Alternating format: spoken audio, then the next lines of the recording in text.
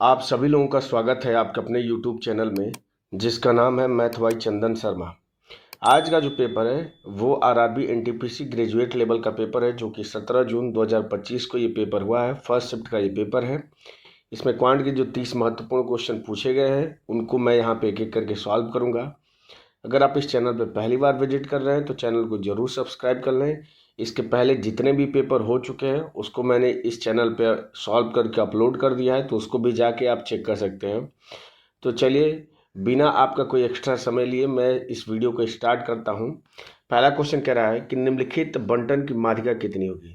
तो मैं आपको बता चुका हूँ कि माध्यिका का सूत्र क्या होता है। तो ये होता है, माध्यिका बराबर होता है एल प्लस ब्रैकेट में होता है आपका n/2 माइनस सी एफ और डिवाइडेड बाई एफ होता है और इंटू एच होता है। तो यहाँ पे सी एफ क्या है, तो आपकी कॉम्युलेटिव फ्रिक्वेंसी यानी कि संचयी बारंबारता है। एन क्या है, तो पदों का योग है। और आपका एफ क्या है, तो पर्टिकुलर इंटरवल की फ्रिक्वेंसी है। तो देखिए, मैं एक एक करके सबको बता रहा हूँ। तो देखिए, पहले संचयी बारंबारता निकाल लेंगे। तो संचयी बारंबारता कैसे निकालते हैं, तो ये जो बारंबारता है इसको अगली वाली बारंबारता में जोड़ते हुए चले जाते हैं और हमारी क्या निकल के आ जाती है, संचयी बारंबारता। तो ये आपका हो जाएगा 16, 16 में 15 जोड़ेंगे तो 31 हो जाएगा। 31 में 31 जोड़ेंगे तो 62 हो जाएगा। 62 में 24 जोड़ेंगे तो कितना हो जाएगा, 4 2 6 यानी कि 86 हो जाएगा। और 86 में अगर 38 जोड़ेंगे तो आपका 14 इधर हो जाएगा और उधर बचेगा आपका 24 बचेगा, यानी कि 124 हो जाएगा। तो ये क्या हो जाएगी, तो यहाँ से n का मान निकल के आ जाएगा 124 आ जाएगा। और n/2 इसका मान क्या निकल के आ जाएगा, तो 2 से भाग करेंगे तो ये 6 और 2 यानी कि 62 यानी 62 निकल के आ जाएगा। अब देखिए f क्या है, तो ये पर्टिकुलर इंटरवल। तो अब देखिए 62 किस में पड़ेगा, तो 62 आपको दिख रहा है कि इसमें पड़ेगा और ये किस में है, तो ये इसमें है। तो इस पर्टिकुलर इंटरवल की जो फ्रिक्वेंसी है जो कि 31 है, तो ये f का मान क्या हो जाएगा, 31 हो जाएगा। सी एफ क्या हो जाएगी, इसके पहले वाली कॉम्युलेटिव फ्रिक्वेंसी जो कि 31 है, तो ये क्या हो जाएगा आपका सी एफ हो जाएगा 31। एच क्या हो जाएगा, सारे इंटरवल के बीच का गैप। तो आप देख सकते हैं कि सभी इंटरवल के बीच का गैप कितना है, 50 है। तो एच का मान क्या हो जाएगा, 50 हो जाएगा। और एल क्या हो जाएगी, तो ये जो पर्टिकुलर इंटरवल है जिसकी बारंबारता 31 है, इसकी जो लोअर लिमिट है यही क्या हो जाएगी, आपकी एल हो जाएगी। तो एल का मान यहाँ से क्या निकल के आ जाएगा, 210 निकल के आ जाएगा। और बस वैल्यू इस फॉर्मूले पर रख दीजिए। तो ये हो जाएगा 210 प्लस हो जाएगा n/2 का मान है 62 माइनस सी एफ का मान है 31 डिवाइडेड बाई एफ का मान है 31 इंटू एच का मान कितना है, तो 50 है। सॉल्व कर दीजिए। तो देखिए, ऊपर घटाएंगे तो 31 आएगा, 31 से 31 में भाग करेंगे तो 1 हो जाएगा, इधर बचेगा 50, इधर 210 जोड़ेंगे तो 260 इसका करेक्ट आंसर निकल के आ जाएगा। तो बढ़ते हैं अगले क्वेश्चन पे। अगला क्वेश्चन कह रहा है कि प्रेक्षण, आपको ये प्रेक्षण दिए गए हैं और पूछ रहा है कि इनकी माध्यिका क्या होगी। तो मैं बता चुका हूँ कि सबसे पहले प्रेक्षणों को काउंट कर लीजिए कि कितने प्रेक्षण हैं। तो काउंट करेंगे तो 1 2 3 4 5 6 7 8 9 10 11 यानी कि पदों की संख्या आपकी 11 है जो कि ऑड है। तो माध्यिका निकालने के लिए क्या करते हैं, इसमें 1 जोड़ के डिवाइडेड बाई 2, ये वह पद जो होगा यही क्या हो जाएगी, इसकी माध्यिका हो जाएगी। तो 11 में 1 जोड़ेंगे तो 12 हो जाएगा, 12 में 2 से भाग करेंगे तो छठवां जो पद होगा वहीं आपकी क्या होगी, माध्यिका होगी। तो छठवां पद काउंट कैसे करेंगे, या तो सबसे बड़ी वाली वैल्यू से आप स्टार्ट करिए या तो सबसे छोटी वाली वैल्यू से। कहने का मतलब क्या है कि या तो आप आरोही क्रम में आंकड़ों को लिख लीजिए या तो अवरोही क्रम में। तो सबसे छोटी वैल्यू आपको क्या दिख रही है, तो 21 दिख रही है, तो ये पहला हो जाएगा। उसके बाद से क्या दिख रहा है, तो 26 दिख रहा है, ये दूसरा हो जाएगा। उसके बाद से क्या दिख रहा है, 35 दिख रहा है, तीसरा हो जाएगा। उसके बाद से 36 दिख रहा है, ये चौथा हो जाएगा। फिर 37 दिख रहा है, ये पांचवा हो जाएगा। और 38 ये क्या हो जाएगा, छठवां पद। तो यही इसकी क्या हो जाएगी, माध्यिका होगी, जो कि ऑप्शन नंबर 3 में दिया है। बढ़ते अगले क्वेश्चन पे। अगला क्वेश्चन कह रहा है कि पहली संख्या का 38% दूसरी संख्या के 5/9 के बराबर है। तो कह रहे हैं कि पहली संख्या और दूसरी संख्या का अनुपात कितना होगा। तो मैं मान लेता हूँ कि पहली संख्या x है, तो इसका 38% मतलब कितना हो जाएगा, तो 38/100 हो जाएगा। ये बराबर किसके है, तो दूसरी संख्या को अगर y मानता हूँ तो इसके 5/9 के बराबर है। तो यहाँ से आपसे x/y का मान पूछ रहा है, तो इस 100 का इधर गुणा कर दूंगा तो 5 × 100 हो जाएगा और डिवाइडेड बाई कितना हो जाएगा, तो 9 × 38 हो जाएगा। इसको और सिंप्लीफाई कर लेता हूँ तो 2 से कट कर दूंगा तो ये 50 बार चला जाएगा, ये 19 दूना के 38। ऊपर क्या हो जाएगा, 5 × 5 = 25, 250 हो जाएगा। और 19 × 9 = 171 होता है। 250/171, ये किस में दिख रहा है? तो ये ऑप्शन नंबर 2 में दिख रहा है, तो यही इसका करेक्ट आंसर हो जाएगा। बढ़ते हैं अगले क्वेश्चन पे। अगला क्वेश्चन कह रहा है कि एक नाव को धारा के विपरीत दिशा में 32.2 किलोमीटर जाने में 76 मिनट लगते हैं। स्थिर जल में नाव की चाल और धारा की चाल का अनुपात कितना है? तो 9:8 है। कह रहा है कि नाव को धारा के विपरीत दिशा में 44.9 किलोमीटर और धारा की दिशा में 57.8 किलोमीटर जाने में लगभग कितना समय लगेगा? तो देखिए, आपको स्थिर जल में नाव की चाल और धारा की चाल का अनुपात 9:8 है। तो मैं मान लेता हूं कि इनमें अनुपातिक संबंध x है, तो यहाँ से नाव की चाल 9x हो जाएगी और धारा की चाल कितनी हो जाएगी? 8x हो जाएगी। ठीक है, तो धारा के विपरीत इसमें से माइनस हो जाएगा, यानी कि x का मान कितना आ जाएगा? तो 32.2 किलोमीटर जाने में 76 मिनट लगते हैं। तो क्या करूँगा मैं? 32.2 और 76 को मिनट में घंटा में बदलूंगा तो 60 से क्या करना पड़ेगा? भाग देना पड़ेगा। 60 का इधर गुणा हो जाएगा, ये x की वैल्यू निकल के आ गई।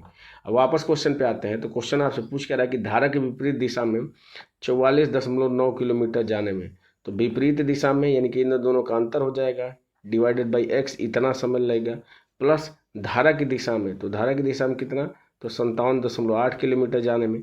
अब धारा की दिशा में स्पीड क्या हो जाएगी? तो इन दोनों को जोड़ दूंगा, तो 9 और 8 कितना हो जाएगा? 17x हो जाएगा। बस इसी की वैल्यू आपसे पूछ रहा है जोड़ के, तो 17 से कट कर देता हूँ, तो 17×51 हो जाएगा, 6×68, 17×4 = 68 हो जाएगा। नीचे x है, ऊपर वाली वैल्यू को एग्जैक्ट जोड़ दीजिए, तो 9 और 4 13 को 3 हो जाएगा, और 44 और 4 कितना हो जाएगा? तो 48 हो जाएगा, यानी कि 48.3 ऊपर वाली वैल्यू आ गई। और x की वैल्यू यहाँ से निकालें हैं, बस रख दीजिए, तो 32.2 × 60 हो जाएगा, और 76 का क्या हो जाएगा? ऊपर गुणा हो जाएगा। इसको सॉल्व कर लीजिए, तो देखिए किसी से कट रहा है, तो 4 से कट कर दीजिए, तो ये हो जाए 15×4 = 60 हो जाएगा। 4 से कट करेंगे तो 1 हो जाएगा, और 36 4 9 36 हो जाएगा। 3 से कट कर दीजिए, तो 3 5 15 हो जाएगा, 1 हो जाएगा, 18 6 हो जाएगा, और 1 हो जाएगा। ठीक है, अब इसको अगर ध्यान से देखें तो ये इसका कितने गुना है? तो 2 गुना है। तो ऊपर क्या हो जाएगा? ऊपर आपका 19 हो जाएगा, नीचे 5 में 2 का गुणा करेंगे तो 10 हो जाएगा, भाग देंगे तो हमारा आंसर क्या निकल के आ जाएगा? 1.9 घंटा निकल के आ जाएगा, जो कि ऑप्शन नंबर 3 में दिया हुआ है। बढ़ते हैं अगले क्वेश्चन पे। अगला क्वेश्चन कह रहा है कि यदि ब्याज अर्धवार्षिक रूप से संयोजित होता है तो किस वार्षिक ब्याज दर पर 1000 की राशि 1 वर्ष और 6 महीने में 1728 हो जाएगी? तो देखिए, अर्धवार्षिक रूप से संयोजित करने का मतलब कि इसमें चक्रवृद्धि ब्याज लगा है, और हमें पता है कि 1 वर्ष और 6 महीने में 6 महीने के कितने बनेंगे? तो 3 बनेंगे 6 महीने के, इस तरीके से समय। तो देखिए 1000 का वर्गमूल हमें पता है कि 10 होता है, और 1728 का वर्गमूल कितना होता है? 12 होता है। तो मैं डायरेक्ट यहाँ से लिख दूंगा कि 12/10 और -1, इसकी वैल्यू किसके बराबर हो जाएगी? तो r/100 के बराबर हो जाएगी। घटा दूंगा तो ये हो जाएगा 2/10 हो जाएगा, बराबर किसके हो जाएगा? तो r/100 के बराबर हो जाएगा। 0 से 0, यहाँ से r की वैल्यू क्या निकल के आ जाएगी? 20। तो 20 निकल के आ गई, तो ये अर्धवार्षिक रूप से 20 निकल के आ गई। आपसे पूछ रहा है कि वार्षिक ब्याज दर कितनी होगी, तो बस इसका 2 गुना कर दीजिए, तो 40 इसका क्या हो जाएगा? करेक्ट आंसर हो जाएगा। देखिए इस क्वेश्चन को मैंने किया है कैसे हम, तो मैं मान ले रहा हूँ कि अर्धवार्षिक रूप से जो ब्याज दर है वो r% है। तो देखिए, तो इस हिसाब से हमें फार्मूला मालूम है कि a/p ये बराबर किसके होता है? तो 1 + r/100, और टू द पावर कितना होता है? तो n होता है।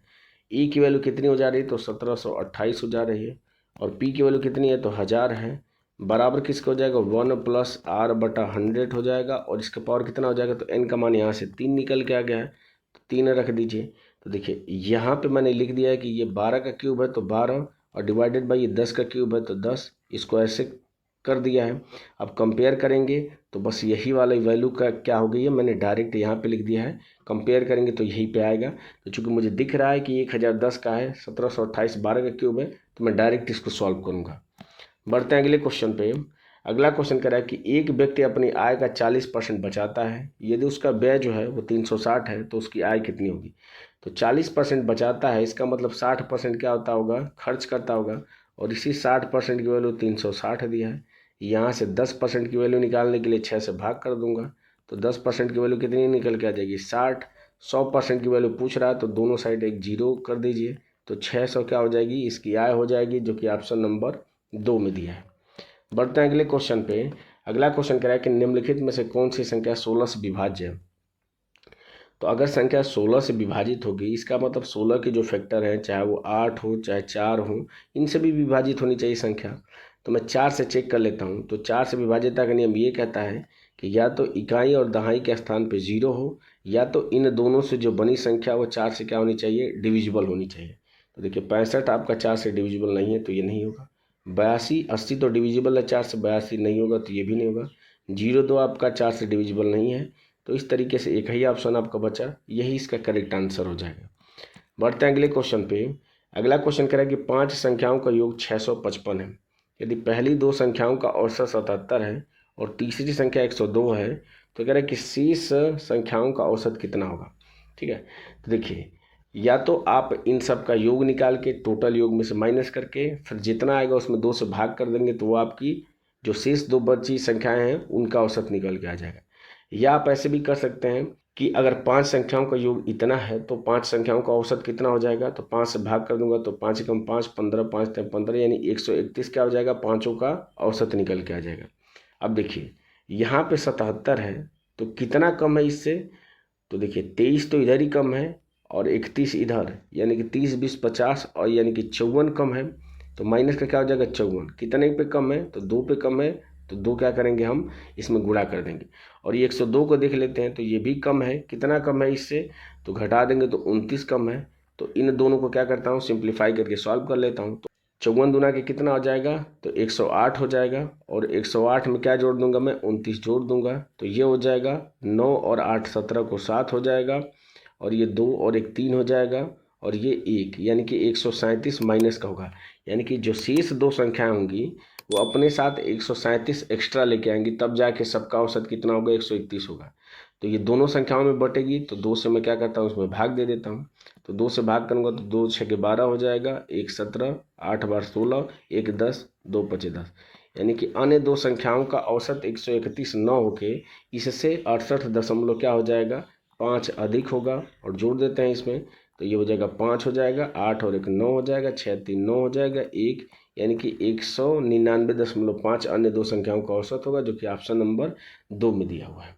बढ़ते हैं अगले क्वेश्चन पे। अगला क्वेश्चन कह रहा है कि रॉबर्ट, क्रिस और जेरेमी एक निश्चित कार्य को क्रमशः 10 14 और 21 दिनों में पूरा कर सकते हैं। तीनों ने साथ मिलकर कार्य शुरू किया। रॉबर्ट ने 5 दिन बाद कार्य छोड़ दिया और क्रिस ने कार्य पूरा होने के ठीक 2 दिन पहले कार्य छोड़ दिया। करें कि कार्य पूरा होने में लगे कुल दिनों की संख्या कितनी होगी। तो जैसा बोल रहा है मैं लिख दे रहा हूँ। तो रॉबर्ट कितने दिन में कर रहा है, तो 10 दिन में। क्रिस कितने दिन में कर रहा है, तो ये आपका 14 दिन में। और जेरेमी कितने दिन में कर रही है, तो ये कर रही है 21 दिन में। तो देखिए इन तीनों का एलसीएम कितना हो जाएगा, सबसे बड़ी संख्या है 21, तो 7 × 3 हो जाएगा। इस आपका 10 में एक 5 फैक्टर है और एक 2 फैक्टर है, तो इसमें 5 और 2 कर लेंगे। 14 में 7 और 2 आ जा रहा है, तो बिल्कुल यही क्या हो जाएगा, इनका एलसीएम हो जाएगा। तो यहाँ से आर की इफिशियंसी कितनी हो जाएगी, तो 7 × 21 हो जाएगी। के की इफिशियंसी कितनी हो जाएगी, तो 14 करेंगे तो 5 × 15 हो जाएगा। और जे की कितनी हो जाएगी, तो 21 हो जाएगा। इसका मतलब 10 इसकी एफिशिएंसी हो जाएगी। तो देखो मैं बता चुका हूँ आप लोगों को कि कोई भी अगर कार्य छोड़ता है तो जितने दिन का कार्य छोड़ता है उतने दिन का आप कार्य निकाल के टोटल वर्क में जोड़ दीजिए। तो टोटल वर्क यहाँ से क्या निकल के आ जाएगा, 210 हो जाएगा।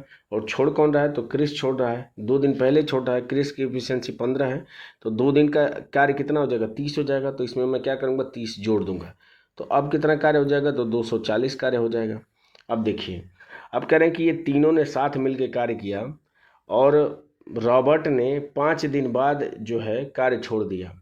इसका मतलब इन तीनों ने क्या किया गया, 5 दिन तक कार्य किया होगा साथ में। तो इन तीनों के 5 दिन के कार्य निकाल देता हूँ। तो इन तीनों को जोड़ दूंगा तो कितना इफिशियंसी हो जाएगी इन तीनों के साथ में, तो 6 और 46 हो जाएगी। इस 46 एफिशिएंसी से इन्होंने 5 दिन तक कार्य किया। तो गुणा करूंगा तो मैं 5 6 के 30, 0 हो जाएगा, 5 चौको को 20 और 3 23, यानी कि 230 कार्य इन्होंने 5 दिन में कर दिया। अब बचा कार्य कितना होगा, तो 10 कार्य बचा, क्योंकि 240 कार्य है, 10 कार्य बचा। इस 10 कार्य को अब कराना किससे है, तो के से कराएंगे और जे से कराएंगे, क्योंकि रॉबर्ट ने तो कार्य छोड़ दिया है। तो के और जे इन दोनों की एफिशिएंसी कितनी है एक साथ, तो 25 है। तो भाग कर देंगे, तो देखिए 25 में भाग करेंगे तो 25 चौको 100, यानी कि 0.4 बार चला जाएगा। यानी टोटल जो दिन लगेंगे, तो पहले तो 5 दिन लग रहे थे, बाद में 0.4 दिन लग रहे हैं। तो टोटल दिनों की संख्या कितनी हो जाएगी 5.4, जो कि ऑप्शन नंबर 3 में दिया है। बढ़ते हैं अगले क्वेश्चन पे। अगला क्वेश्चन कह रहा है जितेश ने एक वस्तु को 11% की हानि पर बेचा। यदि उसने वस्तु को 5% कम में खरीदा होता और उसे 739 अधिक में बेचा होता तो उसे 20% का लाभ होता। तो कह रहा है कि वस्तु का क्रय मूल्य कितना है। देखिए मैं मान लेता हूँ वस्तु का क्रय मूल्य 100 था, तो 11% की हानि पे बेचा है, इसका मतलब कितने में बेचा होगा, तो 89 में बेचा होगा। ठीक है, आगे कह रहा है कि यदि उसने वस्तु को 5% कम में खरीदा, तो 5% कम मतलब करने का मतलब क्या है कि 95 में खरीदा होता और उसे 739 अधिक में बेचा होता तो 20% का लाभ होता। 20% का लाभ होने का मतलब कितना हो जाएगा, तो 6/5 हो जाएगा। इसको सिंप्लीफाई कर लेता हूँ तो 5 4 5 9 45 हो जाएगा। 19 में 6 का गुणा करेंगे तो अगर 20 छक्के 120 करेंगे, उसमें से 6 घटा देंगे तो 114 हो जाएगा। यानी कि अब उसको कितना मिलना चाहिए, 114 मिलना चाहिए। तो कितना अधिक इससे मिल रहा है, तो 89 से 114 कितना अधिक हो रहा है, तो 11 इधर 14 इधर, तो कितना हो जाएगा 25 अधिक मिल रहा है। और इसी 25 की वैल्यू आपको दिया क्वेश्चन में कितना है, तो 739 है। आपसे क्रय मूल्य यानी कि 100% की वैल्यू पूछ रहा है, तो बस इसका 4 गुना कर दीजिए। तो इधर भी क्या करना पड़ेगा, इसका 4 गुना करना पड़ेगा। तो 100% की वैल्यू यहाँ से क्या निकल के आ जाएगी, तो 9 चौको 36, लास्ट में 6 आना चाहिए और लास्ट में 6 सिर्फ ऑप्शन नंबर 2 में दिख रहा है। तो यही इसका करेक्ट आंसर हो जाएगा। आप एग्जैक्ट वैल्यू भी निकाल सकते हैं। तो 9 चौको 36, 3 हो जाएगा, 4 3 12 और 3 15 को 5 हो जाएगा और 7 चौको 28 और 1 कितना हो जाएगा, तो 29 हो जाएगा। और यही एग्जैक्ट आंसर आपको ऑप्शन नंबर 2 में दिया है। बढ़ते हैं अगले क्वेश्चन पे। अगला क्वेश्चन कह रहा है कि 60 सेंटीमीटर 45 सेंटीमीटर और 75 सेंटीमीटर भुजाओं वाले एक समकोण त्रिभुज को 60 सेंटीमीटर भुजा के चारों ओर घुमाकर एक शंकु बनाया जाता है। तो इस प्रकार बने शंकु का वक्र पृष्ठीय क्षेत्रफल कितना होगा, ये आपको बताना है। तो शंकु का वक्र पृष्ठीय क्षेत्रफल कितना होता है, तो πr/l होता है। ठीक है, जैसा क्वेश्चन बोल रहा है उस हिसाब से मैं चित्र बना लेता हूँ। तो ये आपका समकोण त्रिभुज हो जाएगा। ये 75 दिया तो 75 हो गया, ये 60 हो जाएगा और ये 45 हो जाएगा। कह रहा है कि 60 वाली भुजा के चारों ओर घुमाया जाता है।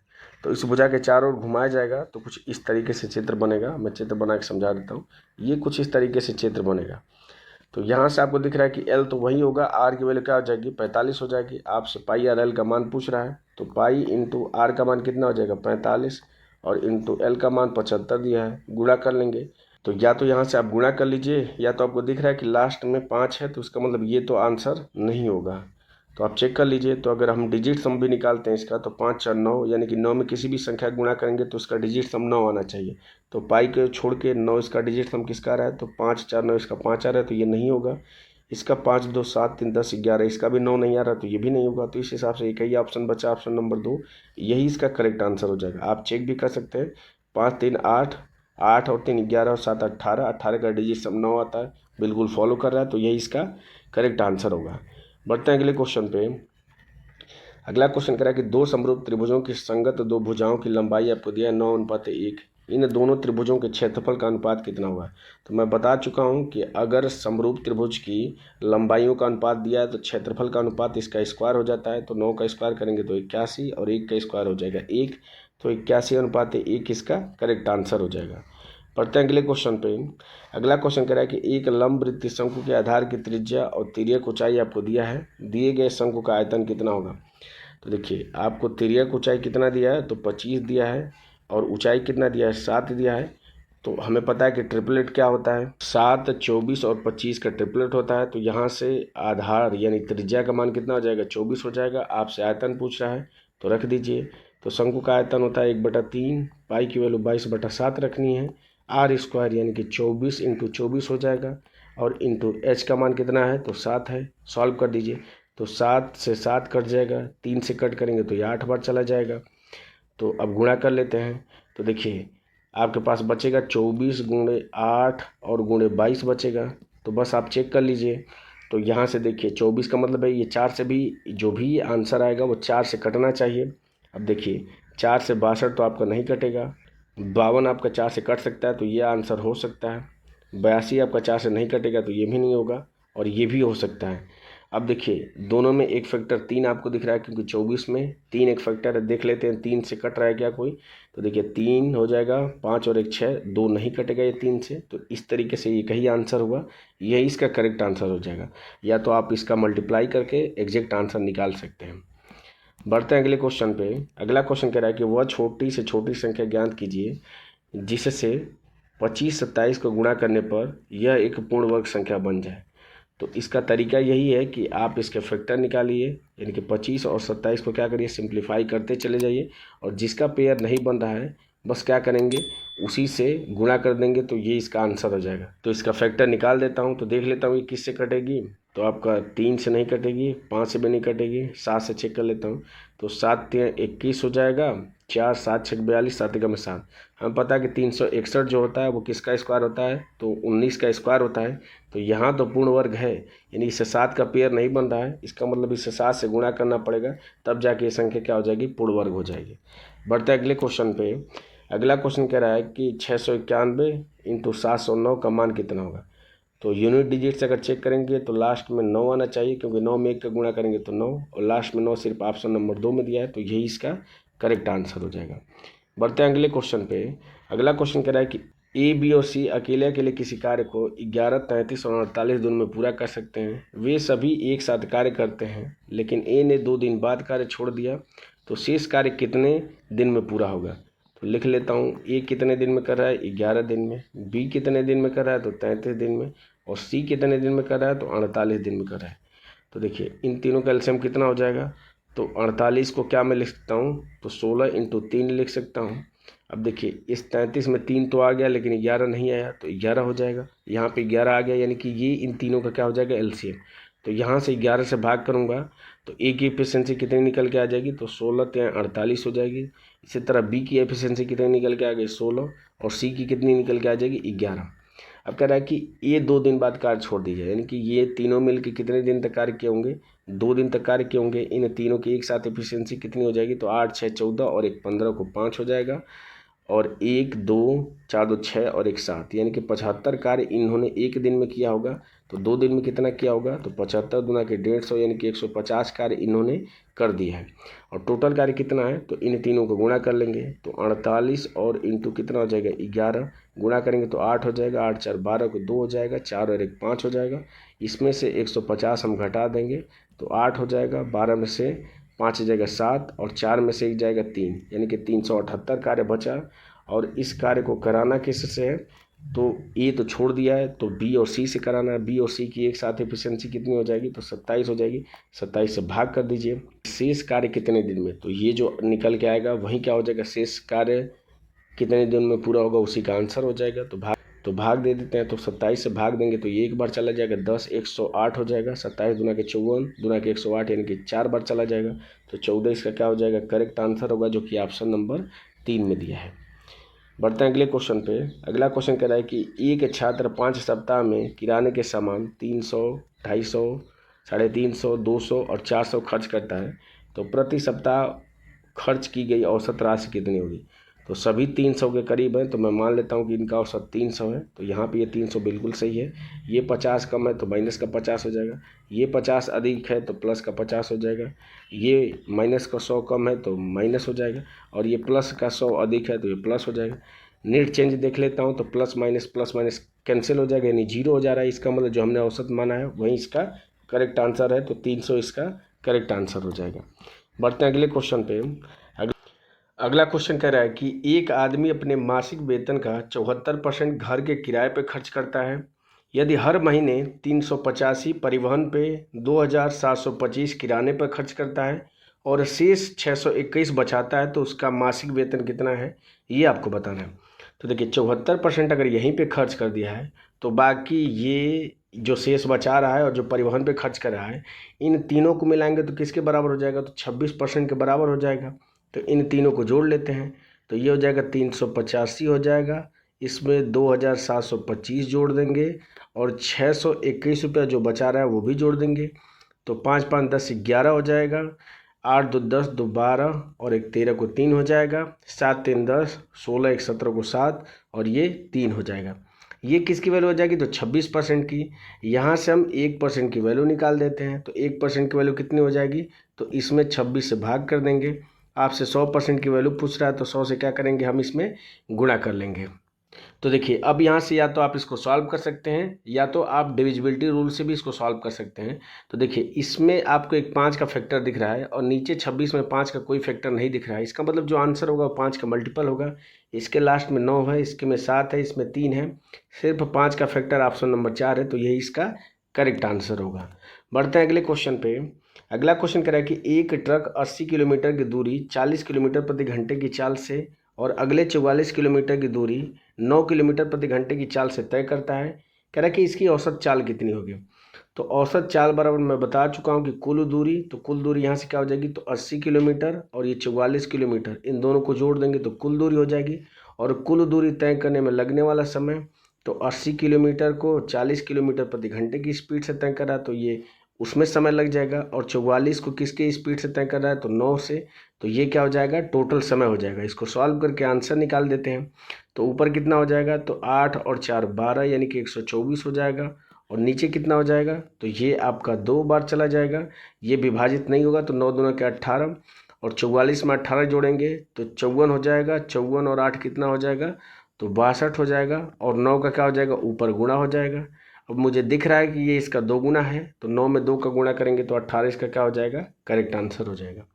बढ़ते हैं अगले क्वेश्चन पे। अगला क्वेश्चन कह रहा है कि 2, 8 और 12 के चतुर्थानुपाती तथा 9 और 4 के मध्यानुपाती के बीच में अनुपात पूछ रहा है। तो देख 2 का 4 गुना करने पे 8 हो रहा है, उसी तरह 12 का 4 गुना करेंगे तो कितना हो जाएगा, 48 हो जाएगा। तो 48 क्या हो जाएगा, चतुर्थानुपाती हो जाएगा। अब यहाँ से इसका मध्यानुपाती निकाल देते हैं। तो मध्यानुपाती क्या होता है, इन दोनों का गुणा करके रूट ले लीजिए। तो 9 चौको 36, 36 का रूट लेंगे तो 6 हो जाएगा। और इनके बीच अनुपात पूछ रहा है, तो 48:6। इसको विभाजित कर देंगे तो क्या हो जाएगा, अनुपात निकल के 8:1 निकल के आ जाएगा, जो कि ऑप्शन नंबर 2 में दिया हुआ है। बढ़ते हैं अगले क्वेश्चन पे। अगला क्वेश्चन कह रहा है कि एक विक्रेता अपने सामान पर लागत मूल्य से 64% अधिक मूल्य अंकित करता है और उस पर 25% की छूट प्रदान करता है। तो कह रहा है कि लाभ या हानि प्रतिशत कितना होगा। तो सक्सेसिव डिस्काउंट वाला फार्मूला लगा दीजिए। तो 64% अधिक अंकित कर रहा है, छूट कितने की दे रहा है, तो 25 की दे रहा है, प्लस माइनस गुणा करेंगे माइनस 64 में किसका हो जाएगा, 25 का गुणा हो जाएगा और डिवाइडेड बाई 100 हो जाएगा। तो देखिए घटा देंगे तो कितना हो जाएगा, तो 14 में से 5 जाएगा 9 हो जाएगा, और ये 5 में से 2 जाएगा 3 हो जाएगा। 25 से 100 में भाग देंगे तो 4 बार, 4 से 64 में भाग करेंगे तो 16 बार, इसमें से 16 घटा देंगे, लास्ट में आपको 3 आएगा। लास्ट में 3 सिर्फ ऑप्शन नंबर 2 में दिख रहा है, तो यही इसका क्या हो जाएगा, आंसर हो जाएगा। बढ़ते हैं अगले क्वेश्चन पे। अगला क्वेश्चन कह रहा है कि 4 पेन और 5 पेंसिल का मूल्य कितना है, तो 193 रुपये है। तो मैं लिख देता हूँ 4 पेन और प्लस 5 पेंसिल को मैं क्यू लिख देता हूँ। तो पेंसिल को मैं यहाँ पे लिख दे रहा हूँ कि क्यू लिख रहा हूँ। इन दोनों का मूल्य कितना है, तो 193 रुपये है। आगे कह रहा है कि 3 पेन और 6 पेंसिल का मूल्य, तो 3 पेन और 6 पेंसिल का मूल्य कितना है, तो 165 रुपये है। तो आपसे पूछ कह रहा है कि 4 पेन और 6 पेंसिल का मूल्य कितना होगा। तो मैं इन दोनों को सॉल्व करके पेन और पेंसिल की कीमत निकाल देता हूँ। तो देखिए इसको 3 से मैं विभाजित कर दूँ दोनों साइड में, तो ये हो जाएगा P प्लस 2Q। इसकी वैल्यू किसके बराबर हो जाएगी, तो 3 पचे 15, 3 पचे 15 यानी 55 के बराबर हो जाएगी। अब इसमें क्या करता हूँ, 4 से गुणा कर देता हूँ। तो ये 4P प्लस 4 दूना के 8Q, ये किसके बराबर हो जाएगा, तो 5 चौको 20, 5 चौको 20 और 2 22 यानी कि 220 के बराबर हो जाएगा। अब इसको मैं क्या करता हूँ, इसमें से माइनस कर देता हूँ। तो ये हो जाएगा 8Q बराबर किसके हो जाएगा, तो 220 के बराबर हो जाएगा। माइनस करेंगे तो ये आपका माइनस हो जाएगा, ये भी माइनस, ये भी माइनस, ये प्लस माइनस से कैंसिल हो जाएगा। ये -3 क्यूब हो जाएगा और ये बराबर किसका हो जाएगा, तो 10 में से 3 जाएगा 7 हो जाएगा। यहाँ 1 बचेगा, 11 में से 9 जाएगा 2 हो जाएगा, यानी कि माइनस का 27 हो जाएगा। यहाँ से क्यू की वैल्यू क्या निकल के आ जाएगी, तो 9 निकल के आ जाएगी। तो अब इस क्यू की वैल्यू आप किसी भी इक्वेशन में रख दीजिए। तो मुझे सबसे आसान यही इक्वेशन दिख रही है, तो इसी में मैं वैल्यू रख देता हूँ। तो यहाँ से पी का मान कितना निकल के आ जाएगा, तो 55 और -2Q यानी कि 9 दूना के कितना हो जाएगा, 18 हो जाएगा। घटा देंगे तो 15 में से 8 जाएगा तो ये 7 हो जाएगा, और 4 में से 1 जाएगा तो 3 हो जाएगा। यानी कि यहाँ से पेन की कीमत कितनी निकल के आ गई, 37। आपसे 4 पेन की कीमत पूछ रहा है, तो 4 पेन की यानी कि 37 गुणे 4 हो जाएगा, 28 हो जाएगा। 4 3 12 और 2 14 हो जाएगा। और 6 पेंसिल, तो पेंसिल की कीमत 9 है एक पेंसिल की, तो 6 की कितना हो जाएगा, तो 54 हो जाएगा। दोनों को जोड़ देंगे तो लास्ट में 12 यानी कि 2 आ रहा है, और लास्ट में 2 सिर्फ ऑप्शन नंबर 1 में दिख रहा है, तो यही इसका क्या हो जाएगा, करेक्ट आंसर हो जाएगा। बढ़ते हैं अगले क्वेश्चन पे। अगला क्वेश्चन कह रहा है कि 3 संख्याएं जो कि 5:4:3 के अनुपात में हैं, उनका एलसीएम 4980 है, तो एचसीएफ पूछ रहा है। तो मैं मान ले रहा हूँ कि वो संख्याएं क्या है, तो 5, 4 और 3 यही संख्याएं हैं, तो इनका एलसीएम ये हो जाएगा, क्योंकि तीनों जो संख्याएं हैं वो आपस में क्या है, इनके बीच कोई कॉमन फैक्टर नहीं है। तो ये किसके बराबर दिया है क्वेश्चन में, तो 4980। तो सिर्फ यहाँ से एक की वैल्यू निकाल देंगे, क्योंकि इसके बीच में कोई भी एक के अलावा कॉमन फैक्टर नहीं है, तो एचसीएफ क्या हो जाएगा, 1 हो जाएगा। तो एक की वैल्यू हम निकालेंगे, तो 5 से पहले मैं कट कर देता हूँ, तो करेंगे तो 5 9 45 हो जाएगा, 4 48, 5 9 45, 3 30, 6 बार चला जाएगा। फिर 4 3 12, 12 से कट कर लेता हूँ, तो यहाँ से एक की वैल्यू कितनी हो जाएगी, तो 12 बटे 96, और ये 3 हो जाएगा 36, 12 3 36 यानी कि 83 इसका क्या हो जाएगा, एचसीएफ हो जाएगा, जो कि ऑप्शन नंबर 1 में दिया है। बढ़ते हैं अगले क्वेश्चन पे। अगला क्वेश्चन कह रहा है कि यदि समीकरण x² + 3x + 2 = 0 और ax² + bx + c = 0 दोनों के मूल सार्व हैं, तो कह रहा है कि निम्न में से कौन सा विकल्प सत्य नहीं है। सार्व का मतलब क्या है कि ये दोनों एक दूसरे के बराबर हैं, तो यहाँ से कंपेयर मैं कर लूँ अगर इस इक्वेशन को इस इक्वेशन से, तो a बराबर कितना दिख रहा है, 1 दिख रहा है, b बराबर कितना दिख रहा है, तो 3 दिख रहा है, और c बराबर कितना दिख रहा है, तो 2 दिख रहा है। अब ये जो ऑप्शन दिए इसमें से रख के चेक कर लेते हैं, और कह रहा है कि नहीं सत्य है, तो चेक कर लेता हूँ। तो ए और सी यानी 2 और 1 को जोड़ूंगा तो 3 बी के बराबर है, तो बिल्कुल ये सही है। 4a यानी कि ये हो जाएगा 4 - 3 दूना 6 - 2 + 2 बिल्कुल ये भी बराबर है 0 के। और a + c करूँगा तो 3 हो जाएगा, उसमें से 3 घटाऊंगा तो ये 0 के बराबर हो जाएगा, तो ये भी सही है। तो पहला वाली ये ऑप्शन क्या हो जाएगा, इसका सत्य नहीं होगा, क्योंकि आप रख के देख लेंगे तो दोनों पक्ष बराबर नहीं होंगे। बढ़ते हैं अगले क्वेश्चन पे। अगला क्वेश्चन कह रहा है कि कोई धनराशि 12% वार्षिक साधारण ब्याज की दर से निवेश करने पर 3 वर्ष बाद 8500 हो जाती है, तो दी गई अवधि के लिए साधारण ब्याज कितना होगा।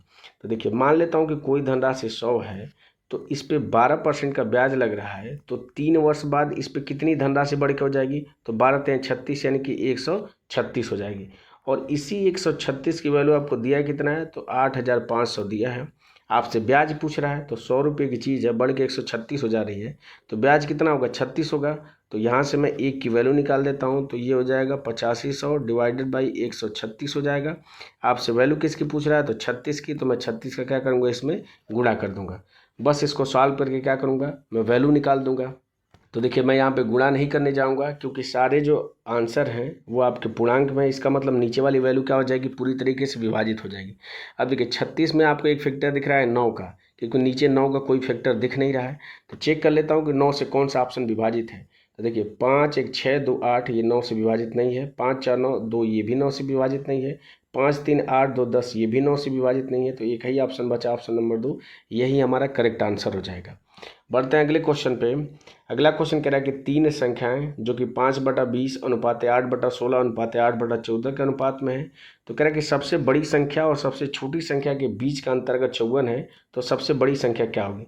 तो मैं इसको और सिंप्लीफाई करके लिख लेता हूँ, तो 1 इसको 4 लिख सकता हूँ, अनुपात है इसको लिख सकता हूँ 1/2 लिख सकता हूँ, अनुपात है इसको क्या लिख सकता हूँ, 2 से कट करूँगा तो 2 चौको 8, और ये हो जाएगा 2 7 14 यानी कि 4/7 हो जाएगा। तो नीचे जो हर की वैल्यू है इसको भी हटा के और सिंप्लीफाई कर लेता हूँ, तो इन तीनों का एलसीएम कितना हो जाएगा, तो ये हो जाएगा 7 चौको 28 हो जाएगा। 4 से कट करूँगा तो 7 बार चला जाएगा, 2 से कट करूँगा तो 14 बार चला जाएगा, और 7 से कट करूँगा तो 4 बार, और 4 का 4 में गुणा करूँगा तो 16, यानी कि यहाँ से जो नया अनुपात है वो क्या निकल के आ जाएगा, तो 7:14:16 निकल के आ जाएगा। क्वेश्चन में क्या कर रहा है कि सबसे बड़ी संख्या, तो सबसे बड़ी संख्या क्या दिख रही है, 16, और सबसे छोटी संख्या 7 दिख रही है। इन दोनों का अंतर कितना हो जाएगा, तो 9 हो जाएगा। इस 9 की वैल्यू किसके बराबर दिया है क्वेश्चन में, तो 54 के बराबर दिया है। आपसे सबसे बड़ी वैल्यू पूछ रहा है, यानी कि 16 का मान पूछ रहा है। तो यहाँ से 1 का मान कितना हो जाएगा, तो 9 6 54 6 हो जाएगा। 16 का मान कितना हो जाएगा, तो बस 6 में क्या करेंगे, हम 16 से गुणा कर देंगे। तो 6 में 16 से गुणा करेंगे तो 96 क्या हो जाएगा, इसका करेक्ट आंसर होगा, जो कि ऑप्शन नंबर 1 में दिया है। बढ़ते हैं अगले क्वेश्चन पे। अगला क्वेश्चन कह रहा है कि एक खुदरा विक्रेता अंकित मूल्य पर 22% की छूट देता है। 26% का लाभ अर्जित करने के लिए 780 के क्रय मूल्य वाली वस्तु का अंकित मूल्य कितना होना चाहिए। तो मैं बता चुका हूँ कि एमपी और सीपी के बीच में एक रेशियो होता है, वो कितना होता है, तो 100 और प्लस जितना लाभ कमा रहा है तो 26 का लाभ कमा रहा है, और डिवाइडेड बाई होता है 100 माइनस जितने की छूट दे रहा है तो 22% की छूट दे रहा है। तो बस इसको सॉल्व कर लेंगे तो ये एम और सी के बीच का क्या हो जाएगा, रेशियो हो जाएगा। तो ऊपर 126 हो जाएगा, नीचे घटाएंगे तो 78 हो जाएगा। इसको और सिंप्लीफाई कर लें तो 2 से कट करेंगे तो 6 बार हो जाएगा, 3 हो जाएगा, नीचे हो जाएगा 2 3 6 1 18, 2 9 18 हो जाएगा। और ये अभी 3 से कट जा रहा है तो 3 से कट कर लीजिए, तो 3 दूना के 6, 3 एकम 3, और ये हो जाएगा 13 हो जाएगा। अब देखिए ये जो सीपी की वैल्यू है वो क्या आ जाएगी, 13, और आपसे एमपी यानी कि 21 का मान पूछ रहा है, तो इसे 13 का मान कितना दिया है, तो 780 दिया है। तो यहाँ से मैं 1 का मान निकाल लेता हूँ, तो 1 का मान कितना हो जाएगा, तो 13 छके 78 यानी कि 60 हो जाएगा। 21 का मान आपसे पूछ रहा है, तो बस क्या करूँगा, मैं 60 में 21 का गुणा कर दूंगा, तो कितना हो जाएगा, 0 हो जाएगा। और लास्ट में 0 सिर्फ ऑप्शन नंबर 4 में दिख रहा है, तो ये इसका करेक्ट आंसर हो जाएगा। आप गुणा भी कर सकते हैं, तो ये हो जाएगा 6 हो जाएगा, 6 दूना के 12 हो जाएगा, यानी कि 1260 क्या हो जाएगा, उसका एमपी हो जाएगा। बढ़ते हैं अगले क्वेश्चन पे। अगला क्वेश्चन कह रहा है कि 3x माइनस 5y प्लस 4 आधार है और x माइनस 5y ऊंचाई है, तो समांतर चतुर्भुज का क्षेत्रफल कितना होगा। तो समांतर चतुर्भुज का क्षेत्रफल कितना होता है, तो आधार और गुणे ऊंचाई होता है। तो बस इन दोनों का गुणा कर दीजिए। तो देखिए सब में मैं देख रहा हूँ कि 3x² है, तो इसको x वाले को मैं गुणा नहीं करूँगा, y का अगर गुणा करूँगा तो ये माइनस और माइनस कितना हो जाएगा, प्लस, यानी कि 5 पचे 25y² प्लस में होगा। तो ये आपका माइनस में है तो ये नहीं होगा, ये भी आपका माइनस में है तो ये भी नहीं होगा। अब देखिए एक्स वाई की वैल्यू चेक कर लेता हूँ। देखिए जब 3x का इस 5y में गुणा होगा तब xy होगा, तो 3 पचे 15 यानी कि माइनस का 15xy हो जाएगा। और इस 5y का जब इस x में गुणा होगा तो xy होगा, यानी कि माइनस का कितना हो जाएगा, 5xy हो जाएगा। दोनों को जोड़ेंगे तो माइनस का 20xy होगा, और ये तो प्लस में 20xy है तो ये भी नहीं होगा। तो इस तरीके से एक ही आपका ऑप्शन बचा, यही इसका क्या हो जाएगा, करेक्ट आंसर हो जाएगा। हमेशा इस तरह के क्वेश्चन को ऑप्शन से करने की कोशिश करिए, ऑप्शन से एलिमिनेट करिए, और उस तरीके से आप करेक्ट आंसर तक पहुंचने का प्रयास करिए। कभी भी एक एक करके इसका मल्टीप्लाई नहीं करने बैठ जाइए। बढ़ते हैं अगले क्वेश्चन पे। अगला क्वेश्चन कह रहा है कि 14 मीटर लंबी एक ऊर्ध्वाधर छड़ जमीन पर 5 लंबी छाया बनाती है, उसी समय एक टावर जमीन पर 44.5 मीटर छाया बनाता है, तो टावर की ऊंचाई कितनी होगी। तो देखिए क्वेश्चन में क्या कह रहा है कि अगर 14 मीटर अगर लंबी ऊर्ध्वाधर छड़ है तो उसकी छाया बन रही है कितनी, तो 5 मीटर बन रही है। तो यहाँ से आपसे पूछ रहा है कि अगर कोई अगर टावर है जिसकी छाया अगर 44.5 मीटर बन रही है तो उसकी ऊंचाई कितनी होगी। तो आप देख लीजिए कि इसका कितने गुना है। 5 से इतना करने में कितना ही बार गुणा करना पड़ेगा, तो कर देता हूँ। तो 5 8 40 हो जाएगा, 45 हो जाएगा, 5 9 45, यानी कि 8.9 गुना है। तो इधर भी मैं क्या करूँगा, इसका 8.9 गुना कर दूंगा। तो 14 नवा होता है 126 हो जाएगा। लास्ट में 6 आपको सिर्फ ऑप्शन नंबर 4 में दिख रहा है, तो यही इसका क्या हो जाएगा, करेक्ट आंसर हो जाएगा। आप गुणा करके एग्जैक्ट आंसर निकाल सकते हैं। बढ़ते हैं अगले क्वेश्चन पे। अगला क्वेश्चन कह रहा है कि एक समकोण त्रिभुज की भुजाएं आपको दिया है x माइनस 18, x माइनस 25 और x दिया है, तो इसका क्षेत्रफल पूछ रहा है। तो मैं चित्र से आपको समझा देता हूँ। तो मान लीजिए ये समकोण त्रिभुज है, तो x की वैल्यू सबसे अधिक है क्योंकि इसमें से 25 माइनस किया गया, यहाँ पर 18 माइनस किया गया है, तो इसका मतलब x कर्ण होगा। तो इसमें से एक या तो आधार होगा और एक या तो लंब होगा, तो दोनों में से कोई भी मान लीजिए। तो अब पाइथागोरस थ्योरम से हम क्या करेंगे, x का मान निकालेंगे। तो पाइथागोरस थ्योरम ये कहती है कि x² ये बराबर किसके हो जाएगा, तो x माइनस 18 के होल स्क्वायर और प्लस क्या हो जाएगा, तो x माइनस 25 के होल स्क्वायर, इन दोनों के योगफल के बराबर होगा। तो अब मैं क्या करूँगा, इसको और आसान करने के लिए इसमें से किसी एक को मैं बराबर के इधर ले आ देता हूँ। तो इसको लिख दूंगा x² माइनस का हो जाएगा x माइनस 18 का होल स्क्वायर, और बराबर किसका हो जाएगा, तो ये हो जाएगा x² प्लस 25 का स्क्वायर करेंगे तो 625 हो जाएगा, और माइनस 25 दुना के 50x हो जाएगा। तो देखिए ये a² माइनस b² के फॉर्म में है, तो a प्लस बी एक ब्रैकेट में, दूसरे में a माइनस बी, तो प्लस करेंगे तो ये कितना हो जाएगा 2x और माइनस 18 हो जाएगा, और माइनस करेंगे तो क्या हो जाएगा x कैंसिल हो जाएगा, यानी कि सिर्फ 18 हो जाएगा। और ये बराबर किसके हो जाएगा, तो ये सुपर वाले के बराबर हो जाएगा। गुणा कर लेते हैं, तो 18 दुना के 36 हो जाएगा, और माइनस 18 में 18 गुणा करेंगे तो कितना हो जाएगा 324 हो जाएगा। ये बराबर किसके हो जाएगा, तो इसके हो जाएगा। अब यहाँ से द्विघात समीकरण बना लेते हैं, तो ये हो जाएगा x² और माइनस 50x यहाँ पे, 36x जब उधर जाएगा तो 50 और 3 कितना हो जाएगा 80, और 6 86x हो जाएगा। और ये कितना है तो 625 है, ये 324 इसमें आके जुड़ जाएगा तो 6 और 3 9, यानी कि 900 कितना हो जाएगा तो 49 हो जाएगा। ये बराबर किसको हो जाएगा तो 0 के। अब यहाँ से 949 के ऐसे दो फैक्टर करिए जिनको जोड़ने और घटाने पर 86 के बराबर है। तो 949 का मैं क्या करता हूँ, इसका क्या करता हूँ फैक्टराइजेशन कर देता हूँ, यानी कि गुणनखंड इसका निकाल देता हूँ। तो ये किससे कटेगा तो 2 3 5 से 7 से भी नहीं कटेगा, 7 8 9 10 11 से भी नहीं कटेगा, 13 से देख लेते हैं। तो 13 7 91 हो जाएगा, 3 39 13 39 बिल्कुल कट जा रहा है। अब देखिए इन दोनों को अगर मैं जोड़ूंगा तो देखिए 86 हो भी रहा है। इसका मतलब यहाँ से x का मान क्या निकल के आ जाएगा डायरेक्ट, क्योंकि इधर माइनस होगा बराबर को उधर जाएगा तो प्लस हो जाएगा। तो ये हो जाएगा x का मान 13 और 73, ये दो x के मान हो जाएंगे। ठीक है, तो इसमें से आप 13 नहीं रख सकते हैं, क्योंकि 13 रखेंगे तो वैल्यू माइनस में हो जाएगी और कभी भी लंबाई आपकी ऋणात्मक हो नहीं सकती। इसका मतलब x का मान क्या हो जाएगा 73 हो जाएगा, रख दीजिए। तो 73 में से अगर 18 में घटा देता हूँ तो बेस क्या निकल के आ जाएगा तो 13 में से अगर 8 जाएगा तो 5 हो जाएगा और ये 5 हो जाएगा, इनके 55 हो जाएगा।